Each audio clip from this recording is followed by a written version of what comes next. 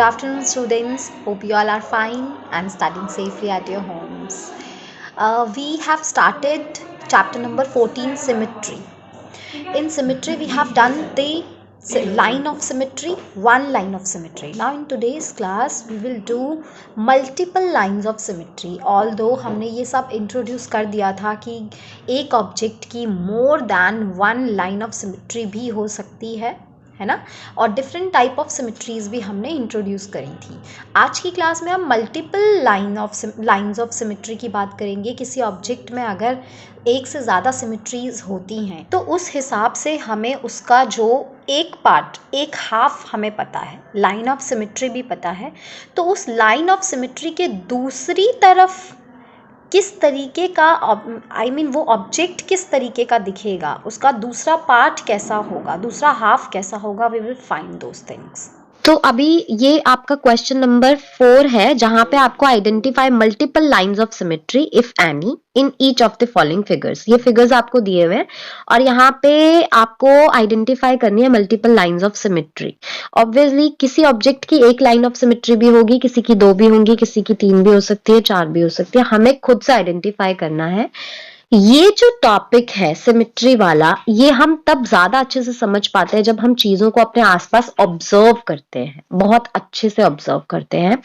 तो आपको ये चीजें तभी ऑब्जर्व करनी है. आपको ये मानकर चलना है कि आपके पास इनफाइनाइट डायरेक्शंस हैं. आपके पास नॉर्थ होती है डायरेक्शन, नॉर्थ मींस ऊपर की तरफ, साउथ मींस नीचे की तरफ, ईस्ट मींस राइट साइड की तरफ जो लाइन जाएगी, और वेस्ट मींस लेफ्ट साइड की तरफ जो लाइन जाएगी. इसके अलावा आपकी नॉर्थ वेस्ट डायरेक्शन भी होती है. नॉर्थ वेस्ट मतलब ऊपर और लेफ्ट के बीच में जो लाइन जाती है, क्रॉस डायगोनल लाइन. तो ऐसे करके आपके पास बहुत सारी डायरेक्शंस हैं. आप अलग अलग डायरेक्शंस में खुद से लाइन ऑफ सिमेट्री ड्रॉ करके चेक कर सकते हो कि कहां पे एग्जैक्टली एक पार्ट दूसरे पार्ट के जैसा दिखेगा.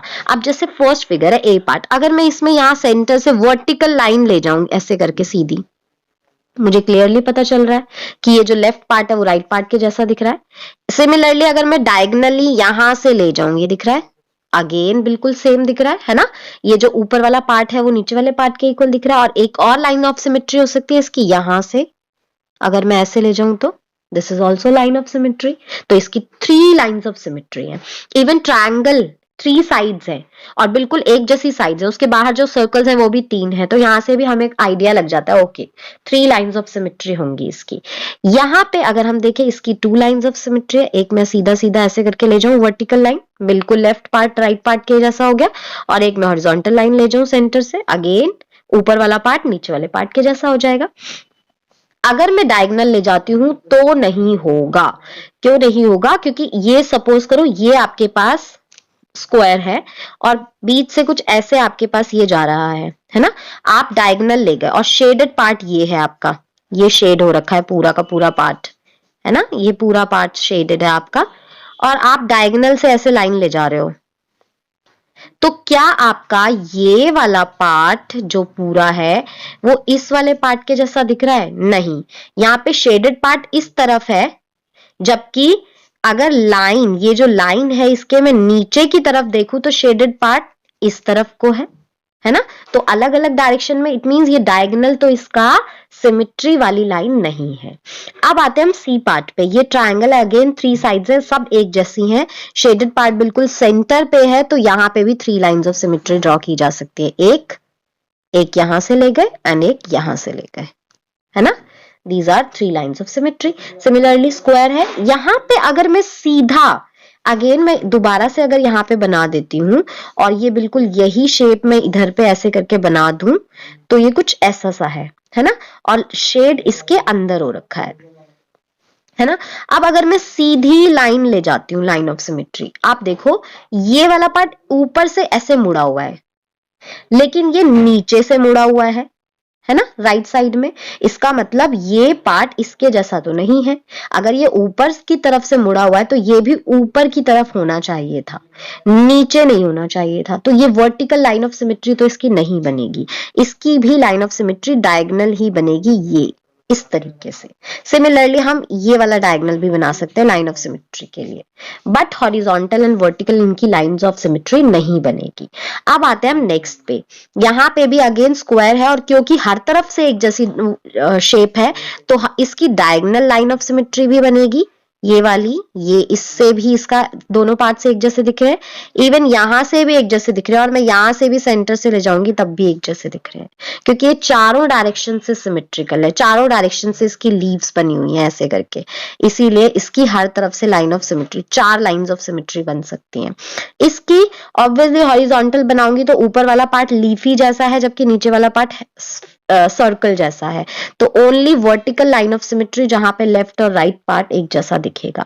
ये स्क्वायर है, 4 सर्कल्स है, दैट मींस इसकी 4 लाइंस ऑफ सिमेट्री इवन 8 बन, 1 2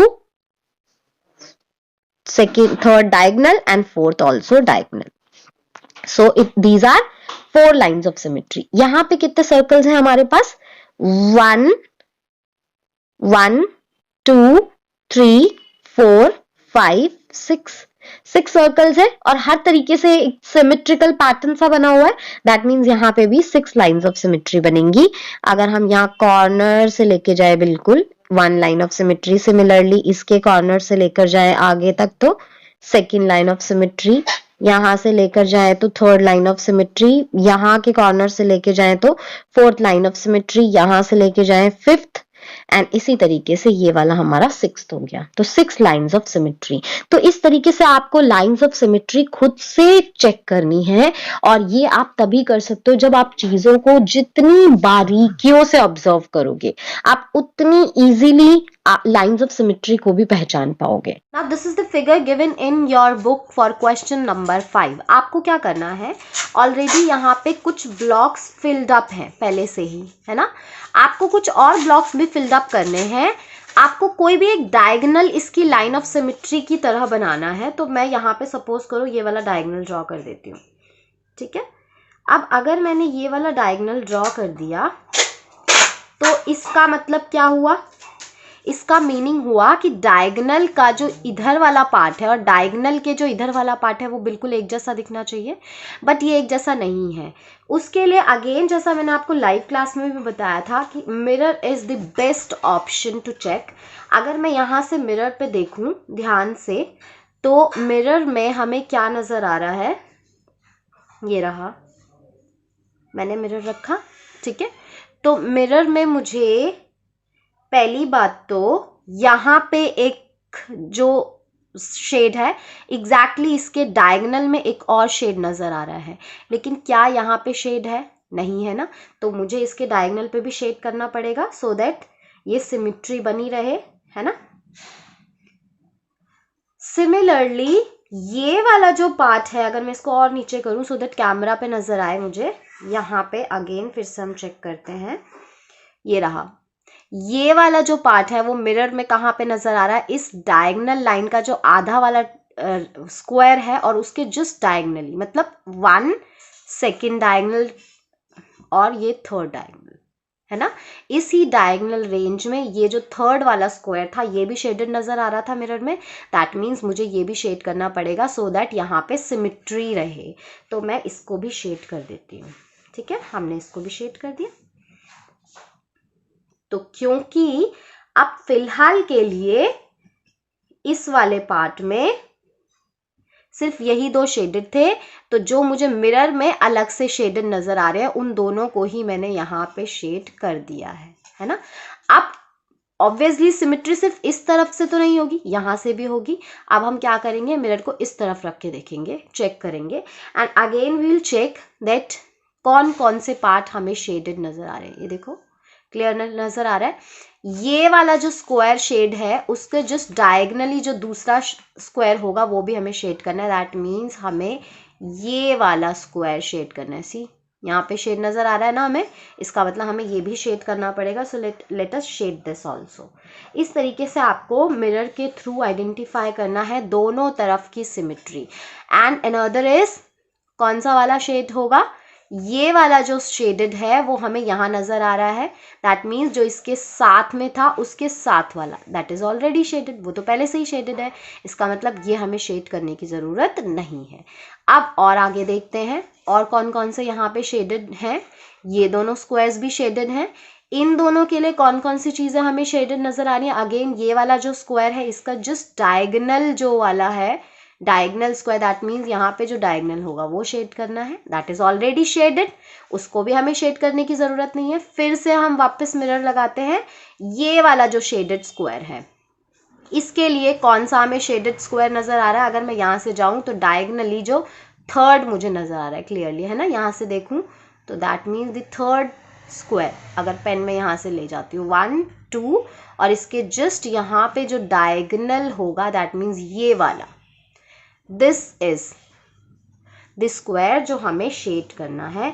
तो इस तरीके से जो बचे हुए स्क्वायर्स थे वो हमने शेड कर लिए। अब हमें जो सिमेट्री है वो हर तरफ से नज़र आएगी। तो आपको यही एग्जैक्टली सेम तरीके से क्वेश्चन करना है नंबर 5। यहाँ पे भी वही है, क्वेश्चन नंबर 6 भी आपको करना है, बिल्कुल वैसे ही करोगे।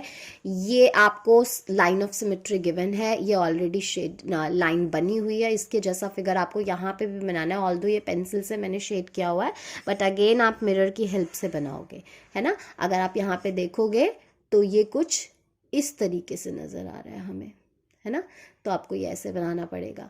इसके अलावा यहाँ पे अगर आप चेक करोगे तो लाइन ऑफ सिमेट्री ये है, तो आप इसके अकॉर्डिंगली कुछ ऐसा बनेगा, ठीक है।